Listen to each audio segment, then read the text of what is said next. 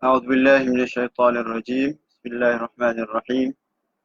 إن الحمد لله نحمده ونستعينه ونستهديه ونستغفره ونعوذ بالله من شرور أنفسنا ومن سيئات أعمالنا. من يهده الله فلا مضل له ومن يضلل فلا هادي له. أشهد أن لا إله إلا الله وأشهد أن محمدا عبده ورسوله. اللهم صل وسلم وبارك على هذا النبي الأمين وعلى آله وصحبه ومن تبعهم بإحسان إلى يوم الدين. رب اشرح لي صدري ويسر لي أمري واحلل عقدة من لساني يفقهوا قولي. Amma ba'd.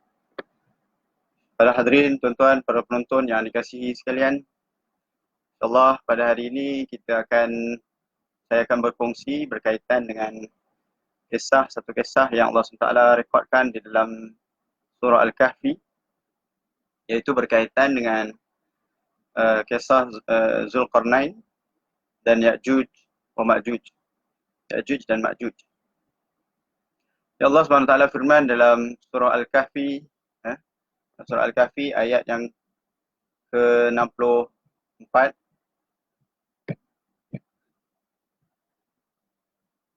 Allah Ta'ala firman, wa yas'alunaka 'an dzil qarnain qul sa'atlu 'alaikum minhu dzikra.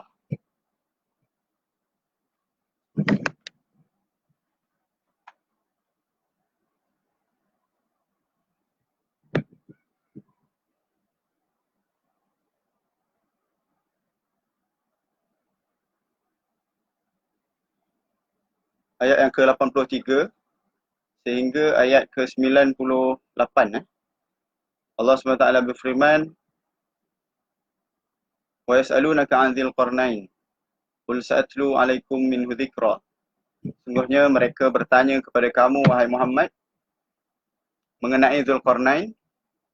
Katakanlah, aku akan bacakan kepada kamu wahyu yang datang dari Allah SWT yang menerangkan sedikit tentang perihal Zulkarnain. Jadi sejarahnya, jika kita lihat berkaitan dengan persoalan Zulkarnain ini, sebenarnya dia ditanya, Nabi SAW pernah ditanya oleh kafir Quraisy, oleh kafir Quraisy di Mekah berkaitan dengan ditanyakan oleh kafir Quraisy di atas nasihat daripada ahli kitab. Jadi ahli kitab nasihat kepada kafir Quraisy supaya bertanya kepada Nabi SAW tentang 3 perkara. Yang pertama, tentang seorang lelaki yang mengelilingi bumi, maknanya daripada timur ke barat. Dia menguasai dunia ni dari timur ke barat. Dan soalan yang kedua yang ditanyakan oleh kafir Quraisy kepada Nabi SAW, iaitu tentang seorang berkaitan dengan pemuda-pemuda yang mana apa kisah mereka. Mereka tidak nak tahu, kan? Tanya Nabi nak tahu apa kisah pemuda-pemuda yang bersembunyi, yang bersembunyi dalam gua. Lalu yang dimaksudkan ialah Ashabul Kahfi. Kemudian soalan yang ketiga ialah berkaitan dengan roh. Lalu Allah SWT menurunkan surah Al-Kahfi untuk menjelaskan kepada mereka berkaitan dengan 3 persoalan tadi. Jadi apabila Nabi SAW ditanyakan tentang perkara tersebut, Nabi menjawab, aku akan menjawab perkara tersebut kepada kamu esok. Tanpa Nabi terlupa untuk menyebut insya-Allah. Lalu Allah SWT mengajar Nabi SAW, mendidik, mentarbiah Nabi SAW supaya sentiasa menyebutkan perkataan ataupun menyebutkan insya-Allah. Dengan Nabi Allah SWT tidak menurunkan wahyu pada Nabi SAW ketika itu, dan Allah menangguhkan wahyu tersebut selama lebih kurang 15 hari. Dalam satu riwayat menyebutkan bahawa Allah Ta'ala tangguhkan wahyu tersebut selama lebih kurang 15 hari. Tidak turun wahyu kepada Nabi SAW. Sehinggalah Nabi merasakan bahawa di dada Nabi merasakan sempit, kerana orang-orang kafir Quraisy telah mencemuh Nabi, mengatakan bahawa lihatlah Muhammad telah ditinggalkan oleh Tuhannya. Allah telah tinggalkan Muhammad, tak turunkan dah wahyu kepada dia. Sedangkan Nabi berjanji nak jawab esok. Muhammad janji nak jawab esok, tapi ni dah hari yang ke-15 tak ada, ataupun hari dah beberapa hari tidak ada jawapan lagi bagi persoalan yang kami tanya kepada dia. Lalu Nabi berasa sempit dada dan berasa sedih terhadap apa yang berlaku. Jadi selepas 15 hari Allah SWT turunkan surah Al-Kahfi menjelaskan tentang kisah-kisah yang ditanyakan oleh kafir Quraisy kepada Nabi SAW. Yang seperti mana kita sebutkan tadi, yang 3 perkara iaitu tentang Zulkarnain, iaitu seorang lelaki yang memiliki ataupun yang menguasai daripada timur ke barat, dan yang kedua berkaitan dengan pemuda-pemuda yang bersembunyi di dalam gua, yang ketiga tentang roh. Lalu Nabi menjawab selepas turunnya surah Al-Kahfi, Allah SWT menceritakan kepada Nabi SAW berkaitan dengan kisah Zulkarnain ini, yang direkodkan dalam Al-Quran, surah Al-Kahfi tadi, surah ayat yang ke-83. Bermula daripada ayat 83 hinggalah ke ayat ke-98. Ke-98. Jadi panjanglah kisahnya. Jadi kita cuba ringkaskan pada hari ini. Lalu apa yang Allah SWT katakan kepada Nabi SAW, Allah SWT sebutkan, mereka bertanya kepada kamu tentang Zulkarnain. Maka katakanlah, sa'atlu alaikum minhu dzikra, aku akan ceritakan kepada kamu tentang kisah Zulkarnain tadi. Allah sebutkan dalam Al-Quran, inna makkanna lahu fil ard wa atainahu min kulli syai'in sababa. Semuanya kami telah menjadikan Zulkarnain tadi, kami telah memberikan dia tamkin, dalam bahasa Arab yang dikatakan sebagai tamkin, iaitu Allah telah memberikan kekuasaan kepada dia di atas muka bumi. Wa atainahu min kulli syai'in sababa. Apa yang dimaksudkan daripada ayat ini iaitu Allah memberikan pada Zulkarnain itu satu kerajaan yang besar, satu kerajaan yang agung, yang mutamakin, yang teguh, iaitu yang mana tidak diberikan kepada manusia-manusia yang lain selain daripada Zulkarnain. Iaitu apa yang dikuasai oleh Zulkarnain, iaitu beliau dapat menguasai askar, tentera-tentera, dapat menguasai peralatan-peralatan senjata-senjata peperangan, dan mampu untuk mengepung, untuk menguasai sesuatu negara. Oleh sebab itulah baginda ataupun beliau dapat menguasai daripada timur ke barat, daripada ke bumi, dan semuanya tunduk kepada dia. Semua raja-raja ataupun penentah-penentah dunia ni tunduk kepada Zulkarnain ketika itu. Sehingga kan tak kira daripada orang Arab ke daripada bukan Arab, semuanya tunduk kepada perintah Zulkarnain ataupun kepada kekuasaan Zulkarnain ketika itu. Baik. Kita lihat sedikit kaitan dengan Zulkarnain ini, mengapakah dia dinamakan dengan Zulkarnain? Jadi dalam tafsir Ibnu Katsir menyebutkan ada beberapa pandangan lah, kenapa dinamakan Zulkarnain. Jadi ada pandangan dan yang disebutkan ialah daripada Wahab bin Munabbih, iaitu salah seorang ulama tafsir, mengatakan kerana dia adalah seorang raja, dinamakan Zulkarnain kerana dia punya kepala ni, topi dia diperbuat daripada tembaga. Itu disebabkan dinamakan Zulkarnain. Dan ada sebahagian daripada ahli kitab orang Yahudi dan Kristian menyatakan bahawa dia adalah merupakan raja kepada Raja Rom dan Parsi ketika itu. Yang mana sekiranya kita nak bayangkan hari ini, iaitu Rom ni diumpamakan sebagai Amerika lah, dan Parsi ialah kita kata Iran, Rusia, dan China dan sebagainya, iaitu Parsi. Dan ada pandangan mengatakan kenapa dinamakan Zulkarnain ialah kerana kopi dia tu penutup kepala dia tu adalah seperti ada tanduk. Seperti ada tanduk, ada dua tanduk. Jadi dalam bahasa Arab, qarn ni adalah maksudnya tanduk. Qarn satu tanduk. Jadi qarnain ada dua tanduk. Maknanya Dzulqarnain menunjukkan seorang yang mempunyai dua tanduk. Jadi sebab itulah dinamakan dengan Dzulqarnain. Dan ada pandangan lain mengatakan kenapa dinamakan Dzulqarnain ialah kerana dia memiliki ataupun dia menguasai kerajaan dia menguasai daripada timur ke barat. Iaitu di mana tempat keluarnya tanduk matahari. Maknanya ketika awal keluarnya terbitnya matahari, situ dipanggil satu tanduk. Kemudian di tempat terbenamnya matahari dipanggil tanduk yang kedua, iaitu antara dua tanduk tadi dikira sebagai Qarnain. Sebab tu dinamakan Dzulqarnain. Dan seterusnya Allah SWT sambung firman-Nya dengan mengatakan inna makkanna lahu fil ard. Allah telah memberikan tamkin, Allah telah memberikan keteguhan kepada kerajaan dia, iaitu Dzulqarnain tadi, dan mempunyai kerajaan yang agung sehingga mendapat menguasai antara timur dan barat. Iaitu yang dimasukkan sini, kami berikan kepada Dzulqarnain tadi kerajaan yang besar, yang mana tidak diberikan kepada raja-raja yang lain, di antaranya ketenteraan, dari sudut ketenteraan, dari sudut alat-alat perang, persenjataan, dan semua negara-negara ditunduk di bawah pemerintahan dia. Tak kira di antara Arab ataupun orang Ajam ataupun bukan Arab. Wa atainahu min kulli syai'in sababa, dan kami berikan kepada dia, dimaksudkan dengan sababa di sini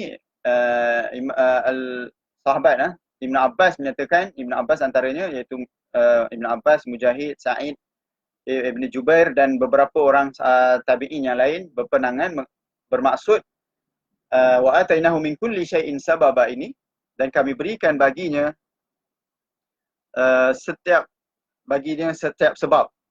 Apa yang dimaksudkan di sini ialah jalan bagi menjayakan tiap-tiap sesuatu yang diperlukan, dan kami berikan kepadanya jalan bagi menjayakan tiap-tiap sesuatu yang diperlukan. Jadi Ibn Abbas menyatakan maksud daripada sababa itu ialah ilmu. Kami berikan dia ilmu, pengetahuan sehingga dia dapat menjayakan tiap-tiap sesuatu yang diperlukan. Maknanya ilmu, kebijaksanaan, ilmu, pengalaman yang dimiliki oleh Dzulqarnain ini sehingga dia dapat menguasai di antara timur hingga barat.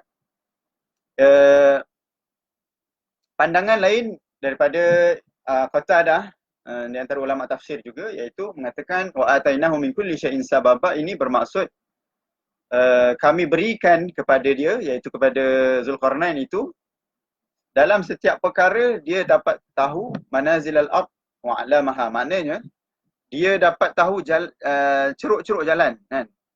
Bagaimana dia nak sampai ke daripada timur ke barat itu, dia dapat tahu jalan-jalan supaya dia dapat sampai ke penghujungnya. Itu maksud dia. Okay, maknanya tanda-tanda di atas dia jalan ni dia boleh tahu, kan? Dia boleh tahu mercu-mercu tanda dan menara-menara ataupun bukit-bukit, ya. Lorong-lorong yang ada di atas muka bumi ni dia dapat tahu sehingga kan dia dapat sampai ke daripada timur hingga ke barat. Itu yang dimaksudkan, salah satu pandangan yang dimaksudkan dengan sababa tadi. Okay, pandangan yang ketiga yang mentafsirkan berkaitan dengan perkataan sababa tadi, apa yang dimaksud dengan sababa iaitu ta'limul alsinah. Maknanya Allah berikan dia ilmu, dia boleh tahu bahasa, banyak pelbagai bahasa. Iaitu disebutkan di sini bahawa Dzulqarnain ini tidak memerangi satu kaum, tidak memerangi satu puak, melainkan dia bercakap dengan bahasa mereka. Maknanya kalau dia pergi ke Parsi, dia cakap bahasa Parsi. Dia pergi ke Rom, dia cakap bahasa Rom. Dia pergi ke India, cakap India. Jadi gitu. Perumpamaannya gitu. Maknanya dia boleh menguasai pelbagai bahasa. Itu yang maksud dengan wa atainahu min kulli syai'in sababa. Itu tafsiran yang ketiga. Ya. Jadi seterusnya hatta idza balagha maghrib asy-syams. Kemudian sambungan cerita dia pun pergi sehinggalah dia sampai balagha maghrib asy-syams, ya.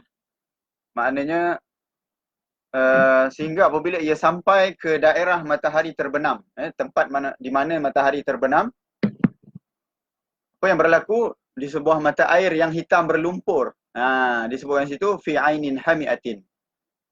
Fi ainin hamiatin ini ada beberapa pandangan. Ada pandangan mengatakan ainin hamiah ni maknanya seperti mana dalam terjemahan ni disebutkan sebuah mata air yang hitam berlumpur. Maknanya tanah liat. Tanah liat yang berlumpur. Ada pandangan mengatakan dia adalah mata air yang panas. Jadi ada beberapa pandangan berkaitan dengan maksud ainin hamiah tadi. Okay. Jadi wawajada indaha qauma. Jadi apabila dia sampai ke tempat terbenamnya matahari, Zulkarnain tadi sampai ke tempat terbenamnya matahari, iaitu pandangan yang antara pandangan tadi kata di mata air yang yang hitam berlumpur. Ada pandangan mengatakan mata air yang panas, tak kira lah apa maksud dia, tapi dia sampai tu iaitu tempat matahari terbenam. Wa wajada indaha qauman, dia jumpa, Zulkarnain dapati di sana ada satu kaum yang kufur ingkar, maknanya tidak beriman. Mereka kata apa? Kami katakan kepada Zulkarnain, Allah SWT firman pada Zulkarnain, sama ada beberapa pandangan. Ada yang mengatakan Zulkarnain ini salah seorang nabi. Jadi apabila Allah sebutkan di sini qulna ya Zulkarnain, kami katakan kepada Zulkarnain, maknanya Allah wahyukan direct kepada Zulkarnain. Itu pandangan pertama. Yang kedua mengatakan bahawa Zulkarnain ini bukan nabi tetapi dia adalah seorang soleh, rajul soleh, seorang lelaki yang soleh. Jadi apabila dia adalah seorang lelaki yang soleh, maka bila Allah mengatakan sesuatu kepada dia, maknanya melalui perantaraan salah seorang nabi yang ada, yang diutuskan pada zaman itu. Jadi kita pun tak tahulah Zulkarnain ni hidup pada zaman bila. Yang penting dia hidup sebelum Nabi Muhammad sallallahu alaihi wasallam. Yang tu yang confirm lah, pastilah. Cumanya bila dia diutuskan ataupun bila dia hidup itu, ada beberapa pandangan lah. Ada yang kata dia lah orang yang membina kota Iskandaria yang berada di Mesir itu, kan, yang disebut sebagai Alexandria, kan, Alexandria, kan, yang dinamakan sebagai Alexandria the Great, kan. Jadi itu salah satu pandangan lah, cuma kita tak pasti sebab Alexandria tu dia adalah seorang yang tidak beriman. Yang disebut di sini adalah seorang yang soleh yang beriman kepada Allah Subhanahu Wa Taala. Jadi pandangan itu pun tidak berapa tepat lah. Jadi pandangan yang lebih tepat ialah dia adalah seorang yang beriman, seperti mana Allah sebutkan dalam rekodkan dalam surah Kahfi ini. Dia adalah seorang yang beriman kepada Allah dan dia adalah seorang soleh, seorang yang soleh. Dan ada juga pandangan mengatakan dia adalah seorang nabi. Jadi apabila Allah katakan kepada dia, wahai Zulkarnain, sama ada engkau diberi pilihan, sama ada engkau nak seksa ataupun nak azab mereka, ataupun engkau nak biarkan mereka hidup bebas. Maknanya azab itu ada beberapa tafsiran. Ada disebutkan di sini maksud sama ada engkau azab mereka ataupun engkau seksa mereka itu, sama ada engkau nak menyeksa mereka atau engkau nak bertindak secara baik terhadap mereka. Apa yang dimaksud dengan menyeksa di sini ialah ulama berselisih pandangan. Ada yang mengatakan seksa di situ bermakna bunuh. Sebab seorang yang beriman tidak akan menyeksa orang lain. Jadi maksud seksa di situ adalah bunuh. Itu pandangan Imam Qatadah. Manakala pandangan yang lain mengatakan bahawa yang dimaksudkan dengan seksa di situ, dia panaskan tembaga itu menjadi cair sehingga kan diletakkan mereka itu ke dalam tembaga yang dicairkan tadi, ataupun timah ataupun besi yang dicairkan, sehingga mereka cair di dalam besi-besi tadi. Jadi ini salah satu pandangan lah. Ada pandangan yang ketiga mengatakan apa yang dimaksudkan dengan seksaan tadi ialah, iaitu pandangan daripada Wahab bin Munabbih salah seorang ulama tafsir, iaitu dia kata seksaan itu bermaksud Zulkarnain dia boleh menguasai orang-orang yang zalim. Lalu dia memasuki ke rumah-rumah mereka, dan dia menguasai orang-orang yang zalim tadi sehingga mereka tidak dapat nak melakukan kezaliman mereka. Itu yang dimaksud dengan seksaan yang dimasukkan dalam ayat tadi, imma an tu'adziba, sama ada engkau seksa mereka. Seksa tu ada pandangan pertama katakan bunuh, pandangan kedua kata seksa dengan tembaga yang telah dicairkan, yang panas. Yang ketiga, maknanya dia menguasai orang-orang yang zalim, pemerintah-pemerintah zalim yang berada di ketika itu, dan sehingga mereka tidak mampu untuk melakukan kezaliman mereka. Itu dimaksud dengan siksaan. Wa imma an tattakhidha fihim husna, ataupun yang kedua, sama ada pilihan yang kedua bagi Zulkarnain, dia melakukan kebaikan kepada mereka, kan? Ataupun engkau bertindak secara baik terhadap mereka. Itu dimaksudkan dengan wa imma an tattakhidha fihim husna. Maknanya biarkan mereka hidup dengan aman, tanpa dibunuh, tanpa diseksa dan sebagainya. Jadi, yang tu pilihan yang Allah berikan kepada Zulkarnain apabila dia telah menguasai bahagian barat. Bahagian barat, apabila dia sampai ke bahagian barat. Kemudian Zulkarnain menjawab, sambungan daripada ayat tadi, qala amma man zalama fasawfa nu'adzibuh. Dia kata apa? Adapun orang yang zalim, Zulkarnain jawab arahan atau pilihan yang Allah berikan kepada dia tadi. Dia jawab, adapun orang yang zalim, iaitu orang yang tetap kufur ataupun mensyirikkan Allah Subhanahu wa taala, maka fasawfa nu'adzibuh, kami akan seksa dia. Sama ada dengan bunuh ataupun dengan cara yang lain. Itu terpulanglah kepada Zulkarnain, kan? Adapun orang yang zalim, maka kami akan seksa dia ataupun kami akan bunuh dia. Tsumma yuraddu ila rabbih, kemudian dia akan dikembalikan kepada Tuhannya, fayu'adzibuhu 'adzaban nukra. Lalu Allah Taala akan memberikan dia azab yang lebih dahsyat, lebih pedih lagi daripada azab siksaan yang dikenakan oleh Zulkarnain kepada dia. Ya, orang yang tidak beriman tadi. Iaitu pada hari kiamat lah. Ya, maknanya di dunia dia akan diseksa, diberikan tindakan oleh Zulkarnain, sama ada dibunuh ataupun diseksa. Ataupun yang kedua, dan yang kedua adalah seksaan di akhirat nanti, di hari kiamat, iaitu daripada Allah Subhanahu wa taala. Adapun orang-orang yang beriman, wa man amana wa amila salihan falahu jazaa'anil husna. Dan adapun orang-orang yang beriman dan beramal soleh, maka baginya ganjaran yang baik. Apa yang dimaksud dengan ganjaran yang baik di sini, iaitu di hari akhirat nanti, iaitu syurga Allah Subhanahu wa taala, di sisi Allah Subhanahu wa taala. Wa sanaqulu lahu min amrina yusra, dan kami akan permudahkan urusannya di dunia. Maknanya kami akan berlaku baik kepada dia. Iaitu yang dimaksudkan, yang disebutkan di sini, maksudnya dan kami akan perintahkan kepadanya perintah-perintah kami yang tidak memberati. Maknanya kami akan berikan bagi dia perkara-perkara yang suruh perkara-perkara yang baik dan ringan, tidak menyusahkan, tidak menyusahkan dia. Baik. Jadi itu yang dikisahkan tentang Zulkarnain apabila dia sampai ke Maghrib Asy-Syams, tempat terbenamnya matahari. Baik, apa pengajaran yang kita boleh ambil daripada ayat ini? Iaitu yang pertama, di sini kita lihat bagaimana Allah Subhanahu Wa Taala mendidik kita. Ya, daripada kisah ini Allah bukan sengaja cerita pada kita. Kisah-kisah dalam Al-Quran ni, Allah rekodkan dalam Al-Quran, ada tujuan dia.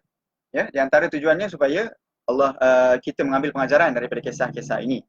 Jadi di sini kita lihat bagaimana Zulkarnain, walaupun dia telah dia menguasai, kita boleh kata dia telah menguasai dunia lah, daripada timur ke barat, dia boleh menguasai seluruh dunia, ya, tetapi dia tetap juga taat pada perintah Allah Subhanahu Wa Taala. Dia tetap berada pada landasan syariat. Dia tidak melampau batas sehingga kan melanggar batasan-batasan syariat yang telah ditetapkan oleh Allah Subhanahu Wa Taala. Jadi kita lihat daripada kata-kata dia, adapun orang yang beriman, adapun orang yang tidak beriman ataupun yang kufur kepada Allah, yang mensyirikkan Allah Subhanahu Wa Taala, maka kami akan mengambil tindakan, sama ada kami bunuh, kami perangi mereka, ataupun kami seksa ataupun kami ambil tindakan-tindakan yang lain. Jadi dia melaksanakan tadi perkara tadi itu berdasarkan daripada syariat Allah Subhanahu Wa Taala. Dan begitulah sunnatullah, ketetapan Allah di atas muka bumi ini, bahawa orang yang jahat akan dibalas jahat, orang yang baik maka akan dibalas baik. Jadi itulah satu didikan yang diberikan oleh Allah SWT untuk kita yang membaca kisah ini, iaitu Allah nak tarbiah kita bahawa kita ni dalam apa-apa perkara pun kita perlu tarbiah diri kita, tarbiah anak-anak kita, tarbiah ahli keluarga kita, saudara mara kita, seluruh orang-orang yang sekeliling kita, dengan ganjaran di dunia. Kiranya kita buat baik, maka kita akan dapat baik. Begitu juga di dunia dan di akhirat. Maknanya balasan baik itu kita akan terima di dunia dan di akhirat. Begitu juga sebaliknya, sekiranya kita melakukan perkara yang jahat, yang tidak baik, maka ganjaran balasan dia akan terima di dunia dan di akhirat. Maknanya balasan yang tidak baik, balasan yang buruk di dunia dan di akhirat. Dua-dua kita akan dapat balasan. Jadi di situ pengajaran yang besar yang kita boleh ambil daripada kisah Zulkarnain ini, yang mana Allah SWT ingin mengatakan kepada kita bahawa di dalam apa perkara sekalipun, kalau kamu dah berkuasa di atas seluruh dunia ni pun, ya, kita ni belum lagi dapat kuasa dapat menguasai seluruh dunia. Kita ni tidak ada kuasa pun, kan. Kalau yang ada kuasa pun apalah sangat nak banding dengan Zulkarnain, ya, yang menguasai daripada timur ke barat, kan. Seluruh dunia dia dapat kuasai. Jadi dalam keadaan dia dapat kuasa sepenuhnya pun, dia tetap juga taat kepada perintah Allah Subhanahu Wa Taala, dan dia tetap juga mengikut ketetapan yang Allah tetapkan, iaitu orang yang baik akan dapat balasan baik, orang yang jahat akan dapat balasan yang tidak baik. Jadi begitu. Seterusnya kisah daripada kisah ini Allah SWT sambung lagi, summa atba'a sababa.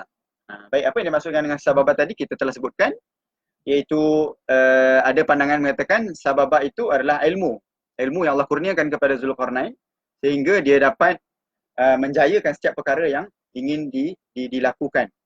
Kemudian yang kedua, pandangan yang kedua, sababa tadi bermaksud tanda-tanda yang ada pada jalan tadi, sehingga tanda-tanda yang ada di atas muka bumi ini, sehingga dia dapat berjalan di atas muka bumi ini daripada timur ke barat dalam keadaan tidak sesat dan tidak tidak susah bagi dia untuk sampai ke destinasi yang dituju.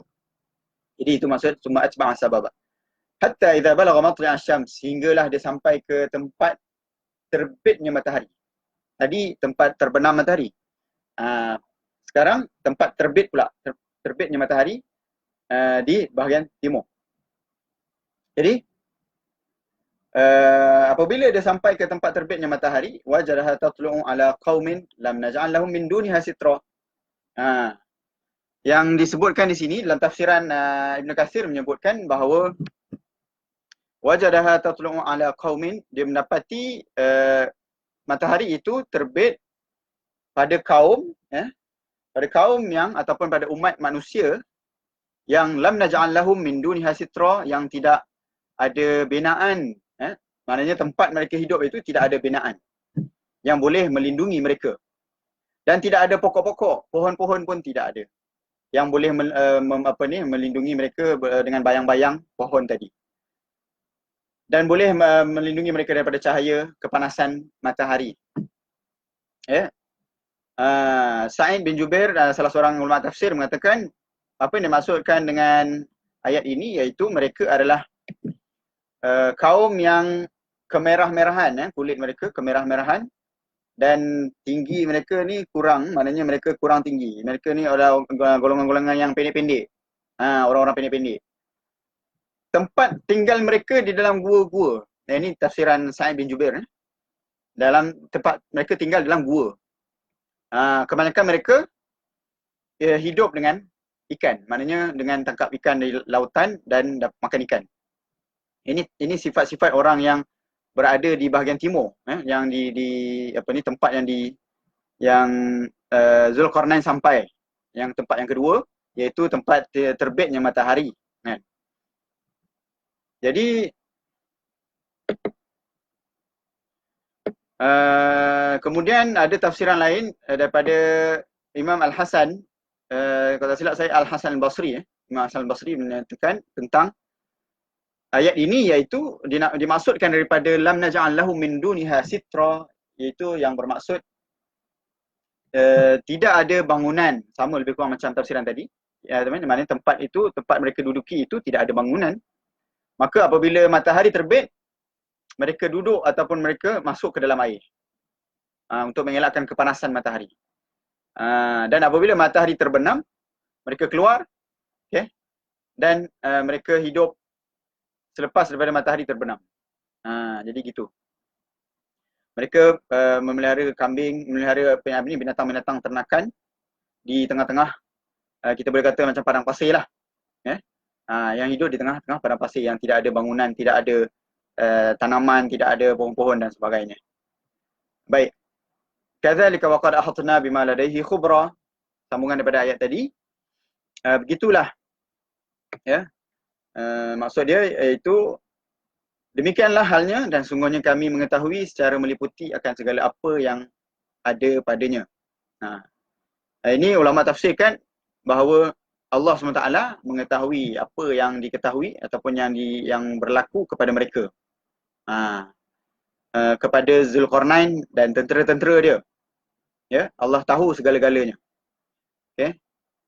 Walaupun dia telah pergi daripada timur ke barat, daripada pelbagai negara, dia telah merentasi beberapa negara, tetapi Allah tahu segala apa perjalanan-perjalanan yang dilalui oleh Zulkarnain. Kadzalika wa qad ahatna bima ladaihi khubra. Kami tahu segala-galanya.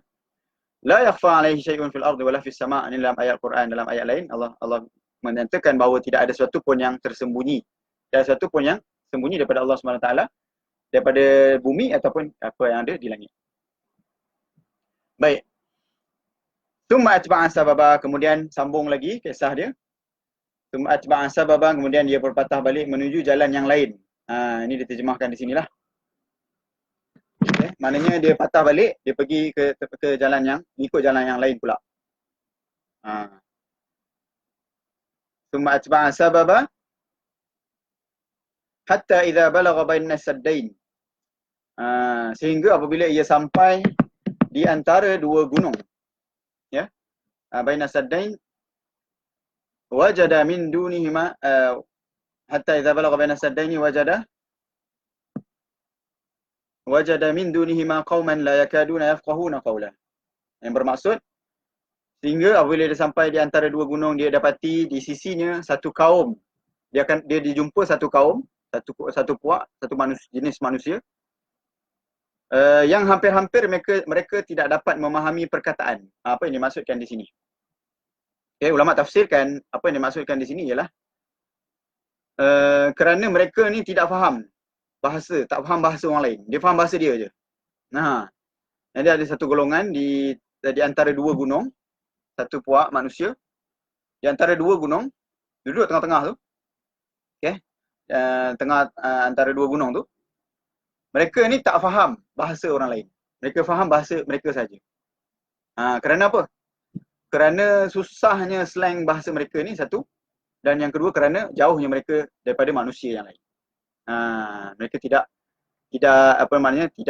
hidup dengan manusia yang lain. Mereka hidup sama-sama mereka saja. Jadi itu yang dimaksudkan dengan qauman la yakaduna yafqahuna qawla. Qalu ya Dzulqarnain inna Ya'juj wa Ma'juj mufsiduna fil ardh. Mereka berkata kepada Dzulqarnain, wahai Dzulqarnain, sungguhnya Ya'juj dan Ma'juj. Ini kita akan masuk pada kisah Ya'juj Ma'juj. Jadi mereka kata, wahai Dzulqarnain, sungguhnya Ya'juj Ma'juj ini mufsiduna fil ardh, iaitu membuat kerosakan di atas muka bumi. Sentiasa melakukan kerosakan di atas muka bumi. Oleh itu, setujukah kiranya kami menentukan sejumlah bayaran kepada kamu dari hasil pendapatan kami, dengan syarat engkau membina sebuah tembok di antara kami dan mereka. Ini kisah dia. Maknanya penduduk tempat tadi tu, yang di antara dua gunung tadi, mereka meminta bantuan daripada Dzulqarnain untuk membina satu tembok, ya, supaya Ya'juj Ma'juj ini tidak boleh merosakkan kehidupan mereka. Kerana Ya'juj Ma'juj sebelum itu telah melakukan kerosakan di atas muka bumi, Ya, dan mereka merasai kerosakan yang dilakukan oleh Ya'juj Ma'juj tadi. Jadi mereka ingin minta pertolongan Zulkarnain, yang mana telah sampai kepada mereka berita bahawa Zulkarnain ini telah menguasai dunia daripada timur ke barat. Jadi kekuasaan dia tu diminta pertolongan oleh kaum tadi. Mereka minta pertolongan daripada Zulkarnain supaya membina satu tembok yang besar supaya Ya'juj Ma'juj tadi tidak boleh melintasi atau tidak boleh melepasi tembok tadi yang dibina oleh Zulkarnain. Lalu apa yang dia kata? Dia menjawab, kekuasaan dan kekayaan yang Tuhan ku jadikan untukku dan aku menguasainya lebih baik dari bayaran kamu. Oleh itu bantulah aku dengan tenaga kamu beramai-ramai, aku akan bina antara kamu dengan mereka sebuah tembok penutup yang kukuh. Jadi Nabi Zulkarnain jawab, dia kata, ma makkanni fihi rabbi khair. Apa yang Tuhan Allah berikan pada aku lebih baik lagi. Maknanya kekayaan yang aku ada ni lebih besar lagi daripada apa yang kamu nak beri pada aku. Seperti mana Nabi Sulaiman katakan kepada kaum dia, kepada puteri Balqis, kan, puteri Sabak ketika itu, raja Sabak ketika itu. Dia kata apa? Allah berikan pada aku khairun mimma ataku. Fama atani Allahu khairun mimma ataku. Allah berikan pada aku lebih baik daripada apa yang Allah berikan pada kamu. Maknanya Nabi Sulaiman dia telah menguasai lebih, kekuasaan Nabi Sulaiman tu lebih hebat lagi daripada raja ataupun Puteri Balqis miliki, kan, kerajaan dia. Jadi di sini samalah, Zulkarnain pun kata kepada kaum dia, kepada kaum yang di antara dua gunung tadi, dia kata ma makanni fi rabbi khairun, apa yang Allah berikan pada aku lebih baik daripada ataupun lebih hebat lagi daripada apa yang kamu tawarkan pada aku, daripada harta-harta ataupun kekayaan, bayaran yang kamu nak berikan pada aku. Tetapi aku perlukan bantuan kamu dari sudut tenaga-tenaga kerja. Aku perlukan tenaga kerja daripada kamu, aku tak perlukan harta kamu, tapi aku perlukan tenaga kerja daripada kamu untuk bantu aku bina tembok ni. Dia kata apa? Fama atani fahal ma makanni fi rabbi khairun fa'inuni biquwwatin aj'al bainakum wa bainahum radma. Maka bantulah aku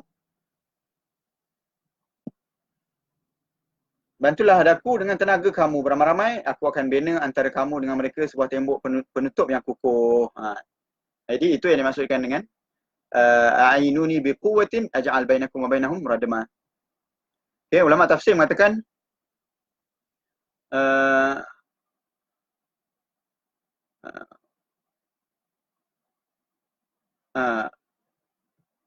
aku perlukan kekuatan daripada tenaga pada kamu sendiri, tenaga tubuh badan kamu sendiri, dan alat-alat binaan. Maknanya tukul besi, simen, batu bata. Kalau kita sekarang ni ada konkrit dan sebagainya, aku perlukan alat-alat binaan ini supaya kamu bantu aku, dan tenaga daripada kekuatan fizikal kamu sendiri. Kalau dia bagi duit pun, mereka bagi duit pada Zulkarnain pun, tapi tidak ada tenaga kerja yang boleh melaksanakan binaan tembok tadi, yang boleh membantu Zulkarnain untuk bina, maka tak ada faedah juga. Jadi sebab itulah dia tak terima duit, tetapi dia minta tolong, dia minta daripada mereka supaya bantu dia untuk bina dengan tenaga-tenaga mereka. Jadi seterusnya, sambungan daripada ayat tadi, famasta'u an yadhharuhu wa mastata'u lahu naqbah. Lalu mereka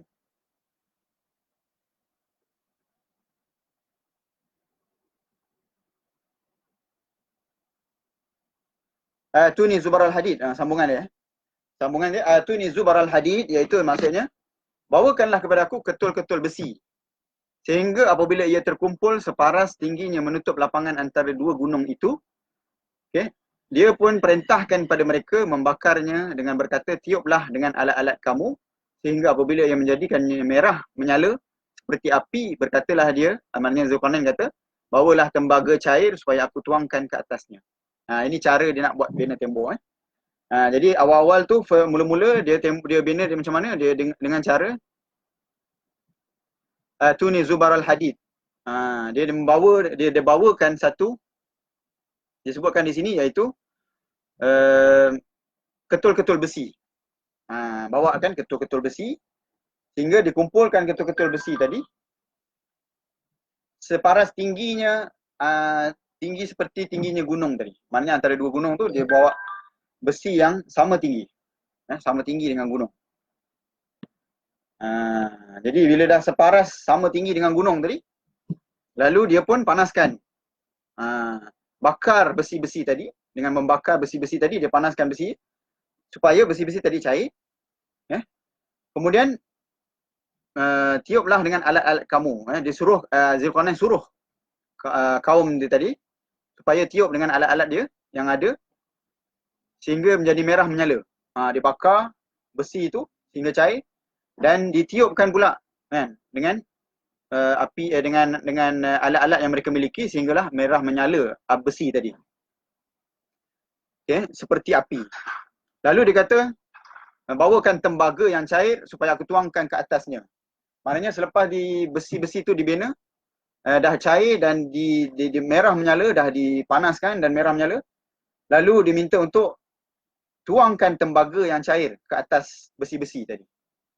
Besi-besi yang telah merah menyala tadi. Maknanya campur besi dengan tembaga. Jadi supaya apa? Supaya jadi tembok yang kukuh daripada besi yang susah untuk ditembusi. Itu tujuan dia. Jadi selepas daripada itu, hatta idza sawa baina as-sarafain qala anfuqu hatta idza ja'alahu narun qala atuni fi qala famasta'u wa yadhharu wa mastata'u lahu naqba. Jadi daripada binaan besi, tembok besi tadi tu, maka mereka tidak dapat memanjat tembok itu dan mereka juga tidak dapat menembuknya. Tak dapat nak panjat lagilah, tak boleh sebab apa? Licin. Dan tak boleh nak tembuk lagilah tak boleh sebab susah, besi ni, bertembaga yang keras. Bukannya dengan simen, batu saja, tapi besi. Jadi payah nak tembus. Ini kisah Ya'juj Ma'juj. Okay, jadi pengajaran yang kita boleh ambil di sini menunjukkan bahawa tanggungjawab seorang pemimpin, maknanya Zulkarnain menunjukkan kepada kita peranan seorang pemimpin itu menjaga ataupun memberikan perlindungan kepada orang yang berada di bawahnya. Jadi Zulkarnain dia tak terima walaupun mereka nak bagi duit kepada dia sebagai upah untuk membina tembok, tetapi dia tak terima. Bahkan dia merasakan bahawa itu adalah tanggungjawab dia untuk membina tembok tadi untuk supaya kaum dia dapat hidup dengan selamat. Supaya kaum dia dapat hidup dengan selamat, ataupun orang bawahan dia dapat hidup dengan selamat tanpa ada gangguan daripada Ya'juj dan Ma'juj. Kemudian seterusnya sambungan daripada ayat tadi, famasta'u wa yadhharu, maka mereka tidak dapat nak tembusi. Qala hadza rahmatun min rabbi. Ini Zulkarnain kata setelah itu, inilah satu rahmat dari Tuhanku. Dalam pada itu apabila sampai janji Tuhanku, dia akan menjadikan tembok itu hancur lebur, dan adalah janji Tuhanku itu benar. Jadi Zulkarnain ni dia penuh keimanan kepada Allah Subhanahu Wa Taala. Dalam keadaan dia mampu bina tembok yang hebat tadi itu, dia tidak menyandarkan kekuasaan, kemampuan dia membina tembok tadi kepada diri dia, tetapi dia mengatakan itu adalah rahmat daripada Allah. Itu adalah rahmat daripada Tuhanku, yang mana Allah yang memberikan kekuatan kepada dia untuk membina tembok tadi. Sehingga menjadi tembok yang penghalang daripada Ya'juj Ma'juj untuk melakukan kerosakan di atas muka bumi. Tetapi satu masa nanti, fa idza ja'a wa'du rabbi, bila datang satu masa nanti, janji Tuhan aku, maknanya Allah SWT telah janjikan pada satu masa nanti akan datang, mereka Ya'juj Ma'juj tadi dapat tembusi juga tembok tadi, tapi satu masa yang lamalah. Sampai sekarang masih belum sampai masa tersebut, dan masa itu akan sampai dan merupakan salah satu tanda besar kiamat. Apabila sampai masanya nanti, maknanya hampir-hampir nak kiamat, salah satu tanda besar kiamat, Ya'juj Ma'juj akan dapat tembusi tembok tadi, sama ada mereka tembusi dengan mereka menggali tembok tadi ataupun mengorek tembok tadi sehingga dapat tembus, ataupun mereka panjat. Jadi salah satu cara itu mereka tembusi tembok tadi, dan sehingga sampainya masa itu, maka itu adalah salah satu tanda besar kiamat. Fa idza ja'a wa'du rabbi ja'alahu dakka. Apabila sampainya janji Tuhan aku, dia akan menjadikan tembok itu hancur lebur. Maknanya tembok itu akan hancur. Wa kana wa'du rabbi haqqan, dan janji Tuhan aku itu pasti akan berlaku. Maknanya tembok tadi tu akan dakka, maknanya dalam tafsiran ni mengatakan bahawa Allah akan samakan tembok tadi dengan bumi. Maknanya sama rata je semua.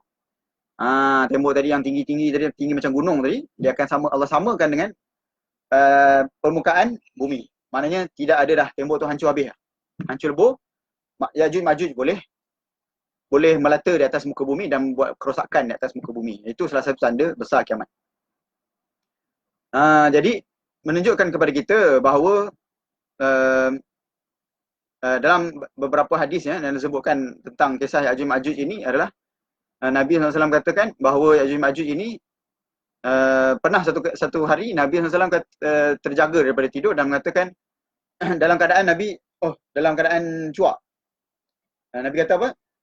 Sungguhnya telah terbuka daripada tembok yang menutupi Yajuj Majuj itu sedikit lubang. Terbuka sedikit lubang daripada tembok yang menutupi Yajuj Majuj. Dan tembok Yajuj Majuj ini akan keluar ketika mana pemerintahan Imam Mahdi. Maknanya Imam Mahdi akan turun, akan diutuskan oleh Allah. Imam Mahdi akan memerintah dunia dan ketika itu Dajjal pun akan turun. Dajjal akan turun dan Nabi Isa pun akan Dajjal pun akan diutuskan, Nabi Isa akan turun daripada langit untuk menyelamatkan, untuk membunuh Dajjal. Kan? Dan ketika itu berlaku Yajuj Majuj pula akan keluar dan membuat kerosakan di atas muka bumi sehingga kan manusia meminta pertolongan daripada Nabi Isa AS berdoa dan Nabi Isa berdoa kepada Allah SWT sehingga Allah SWT memberikan pertolongannya dan menghapuskan Yajuj Majuj daripada muka bumi dan membunuh Yajuj Majuj semua sekali dan menghapuskan daripada atas muka bumi ini. Dan manusia pun jadi selamat ketika itu daripada kerosakan yang dilakukan oleh Yajuj Majuj. Okay, selepas daripada itu tanda besarlah kiamat kan. Ketika mana Nabi Isa dah turun, Dajjal pun dah dihapuskan, dah dibunuh. Dan tak lama lepas tu berlakulah tanda-tanda kiamat yang besar, iaitu matahari pun mula terbit daripada barat. Dan mulalah keluar dukhan, asap daripada langit yang membunuh semua manusia. Yang beriman, yang kufur masih lagi kekal. Ada juga beberapa tanda-tanda kiamat yang besar yang lain sehingga menyebabkan manusia semua hancur dan bumi ini akan hancur dan semua manusia, semua makhluk akan dibinasakan. Dan ketika itu Allah SWT meniupkan sangkakala yang pertama dan seterusnya yang kedua dan yang ketiga untuk membangkitkan semula manusia daripada kubur-kubur mereka. Baik. Jadi pengajaran yang kita boleh ambil di sini bahawa Allah SWT menjadikan Yajuj Majuj ini adalah salah satu sebab supaya untuk menghancurkan dunia ini. Bahawa menunjukkan bahawa kepada kita bahawa dunia ini hanyalah sementara. Kehidupan kita di atas muka bumi ini sementara sahaja dan dunia ini akan binasa satu masa nanti. Jadi apalah sangat yang kita nak kejarkan di dunia ini, kekayaan, pangkat, jawatan, kuasa dan sebagainya. Sekiranya kita yakin bahawa dunia ini pasti akan binasa dan tidak lama dah. Nabi SAW kata, anak buah itu ana wasa'ah kahatain. Aku diutuskan dengan hari kiamat ni seperti dua jari. Maknanya sebelah-sebelah. Maknanya Nabi diutuskan tu dah dekat sangat dah kiamat. Itu Nabi diutuskan, ni kita dah berapa ribu tahun dah selepas Nabi diutuskan. Jadi dekat di sisi Allah Subhanahu Wa Taala. Wa inna yawman 'inda rabbika ka'alfi sanatin mimma ta'udun. Tapi maknanya di sisi Allah Subhanahu Wa Taala dekat itu pada perkiraan Allah Subhanahu Wa Taala hari kiamat sama dengan 1000 tahun perkiraan kita. Maknanya kita rasa lama. Kita rasa 1000 tahun lama lagi. Tapi di sisi Allah hanya sehari saja. Jadi sebab tu Allah kata dekat sangat dah hari kiamat ni. Kan? Sebab tu dalam Al-Quran Allah SWT rekodkan iqtarabatis sa'ah. Sungguhnya hari kiamat tu sangat-sangat dekat dah. Wansyaqqal qamar. Dan salah satu tanda hari kiamat dekat iaitu bulan telah terbelah. Iaitu pada zaman Nabi SAW. Nabi SAW antara mujizat dia Nabi boleh membelah bulan. Jadi itu dah berlaku. Itu salah satu tanda kiamat. Dan banyak lagi tanda-tanda kiamat yang telah berlaku, iaitu tanda-tanda kiamat yang kecil.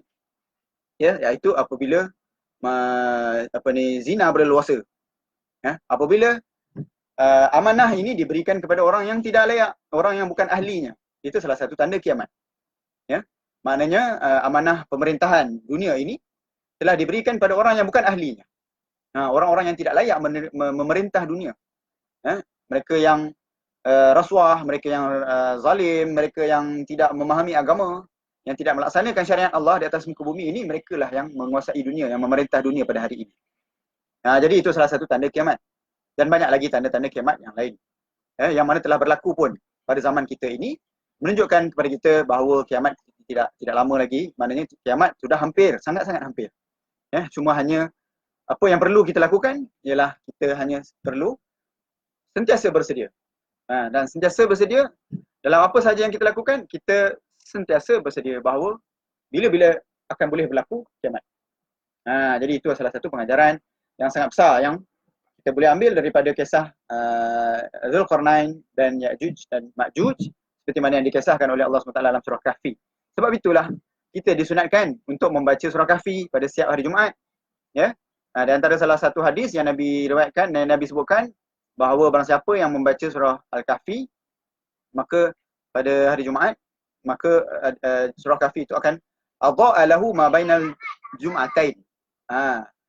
Surah Kahfi itu akan memberikan cahaya bagi dia, petunjuk cahaya dalam kehidupan dia. Di antara dua Jumaat. Maknanya kalau dibaca hari Jumaat, contoh hari ini hari Jumaat, baca surah Kahfi, sampai Jumaat depan dapat cahaya daripada surah Kahfi tadi. Dapat petunjuk daripada Allah SWT. Jadi kalau setiap hari Jumaat baca, insya-Allah setiap hari Jumaat, setiap minggu dia akan dapat petunjuk daripada surah Kahfi. Kerana dalam surah Kahfi ada petunjuk-petunjuk yang banyak, sekiranya kita cuba untuk fahamkan. Cuba untuk tadabbur ayat-ayat surah Al-Kahfi yang mana kita boleh amalkan dalam kehidupan kita seharian. Dan antaranya ialah surah ayat kisah Zulkarnain dan Ya'juj Ma'juj yang merupakan ayat penutup, kisah penutup pada surah Kahfi, yang mana Allah SWT nak menceritakan kepada kita bahawa di antara tanda kekuasaan Allah SWT, Allah boleh beri kuasa kepada siapa sahaja yang dikehendaki. Antaranya adalah Zulkarnain. Allah yang berikan kuasa kepada dia, tapi dalam masa yang sama dia tetap juga beriman kepada Allah SWT, tidak mengkufurkan Allah SWT, tidak mensyirikkan Allah SWT. Dan dalam masa yang sama menunjukkan kepada kita bahawa Ya'juj Ma'juj itu pasti akan datang, dan menunjukkan hari kiamat pasti akan datang. Dan pada hari kiamat nanti, bila berlakunya hari kiamat, apakah persediaan yang telah kita lakukan. Jadi itu antara hikmah kita baca surah Kahfi, supaya mengingatkan kita bahawa di sana ada hari pembalasan. Dan kita perlu melakukan persediaan yang sewajarnya untuk kita menghadapi hari pembalasan ini yang tidak lama lagi akan berlaku. Wallahu ta'ala alam. Jadi setakat itu sahaja pengajaran dan sedikit perkongsian yang kita boleh ambil daripada pengajaran yang kita boleh ambil daripada kisah Zulkarnain dan Ya'juj dan Ma'juj. Mudah-mudahan dapat dimanfaatkan sebelum kita berbuka puasa ini. Jadi saya akhiri dengan ucapan selamat berbuka puasa, dan mudah-mudahan Allah SWT menerima segala amalan kita, puasa kita, solat, zikir kita dan sebagainya. Wallahu a'lam. Aqulu qawli hadza wa astaghfirullah li wa lakum. Apa yang baik daripada Allah SWT dan segala kekurangan saya mohon maaf sekiranya ada. Wassalamualaikum warahmatullahi taala wabarakatuh.